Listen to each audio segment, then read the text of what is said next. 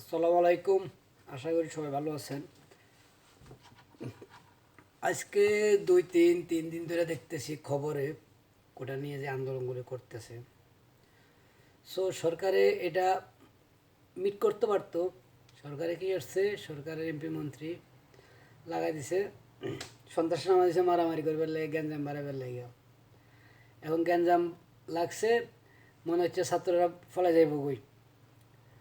এখন যদি গ্যাঞ্জাম আরও বেশি গেছে, তো এতগুলি ছাত্রছাত্রীদের মাইরেই এখন বন্ধ ঘোষণা কী জন্য করছেন? আপনার এমপি মন্ত্রীরা ডিক্লার দিতেছে ছাত্রলীগ নামবো, এ নামবো, সে নামবো, রংবাজ নামাই দিতেছেন। কী জন্য? কতগুলি মানুষ মারা গেছে, কতগুলি মানুষ আহত হয়েছে। তো এটা তো আপনারা আগে রেডি করতে পারতেন, এটা কোটাগুলি মীমাংসা করতে পারতেন। এখন এতগুলি মারে এখন বন্ধ ঘোষণা দিয়েছেন। বন্ধ যে ঘোষণা দিয়েছেন, এটা কি মিট মিট হয়ে যাবে? হবে না। এটা গ্যাঞ্জাম এখন প্রত্যেক জেলা জেলা যাবে ওই গ্যাঞ্জাম, প্রত্যেক জেলা জেলা। এটা একমাত্র কারো দোষ না, এটা সরকারের দোষ এই গ্যাঞ্জামগুলি জন্য।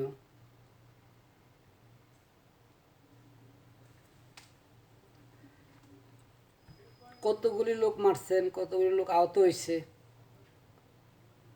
এখন না পারি, সরকারে না পারি, এখন বন্ধ ঘোষণা দিয়ে দিছে। এ তো সরকারের ব্যর্থতা।